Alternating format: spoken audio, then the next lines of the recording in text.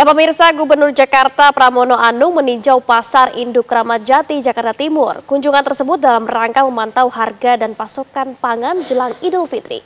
Pramono langsung meninjau beberapa kios yang menjual bahan pangan seperti bawang merah, cabai, dan sayur mayur. Lalu laporan langsung akan disampaikan oleh reporter Sekar Wanda di sana. Selamat siang Sekar, seperti apa pantauan pasokan maupun harga pangan di sana? Silakan. Ya, Fatimah dan juga pemirsa, pada pagi hari ini dari Gubernur Jakarta yakni Pramono Anung melakukan sidak untuk ketersediaan bahan pangan dan juga harga bahan pangan selama bulan Ramadan dan juga Idul Fitri nanti.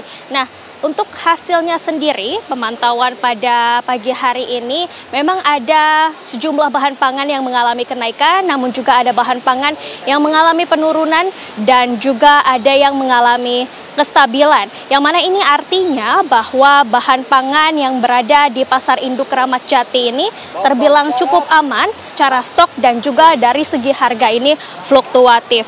Nah, Pramono sendiri tadi didampingi oleh Direktur Utama Pemerintah Daerah Pasar Jaya yakni Agus Simawan.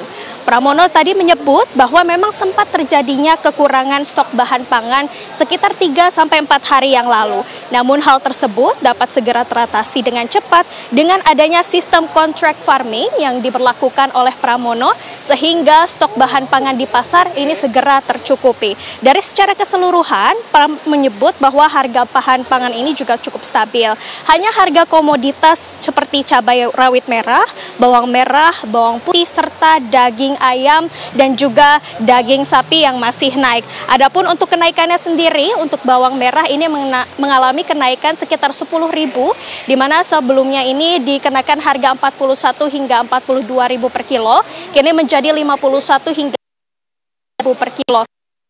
Untuk cabai rawit merah ini dikenakan harga 80.000 per kilo. Sementara untuk harga bahan pangan yang mengalami penurunan yakni seperti cabai hijau keriting yang dikenakan harga 25.000 per kilo. Ada juga bahan pangan yang masih stabil yakni seperti tomat hijau, tomat merah yang mana dikenakan harga 7.000 hingga 8.000 per kilo. Sedangkan untuk komoditas buah seperti salah satunya jeruk ini malah mengalami penurunan yang mana sebelumnya 20.000 kini dikenakan harga 10.000 per kilo. Sejumlah pedagang menyebut untuk kenaikan harga sendiri ini dipengaruhi oleh faktor cuaca yang kita ketahui belakangan ini mengalami cuaca yang buruk begitu. Sebagaimana untuk hari ini sendiri prediksi dari BMKG Jakarta sendiri wilayahnya diprediksi mengalami hujan dengan intensitas tinggi hingga hari esok.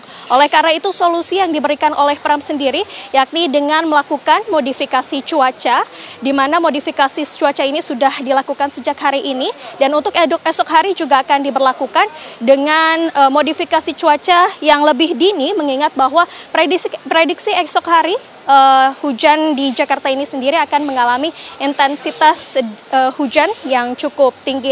Namun dari pihak para pedagang ataupun pembeli sendiri saat ini juga cukup ramai dan para pedagang juga tidak khawatir bahwa stok bahan pangan selama bulan Ramadan hingga Idul Fitri ini akan tercukupi. Untuk sementara saya kembalikan ke Fatimah di studio. Baik, terima kasih Sekar informasinya dan selamat kembali bertugas.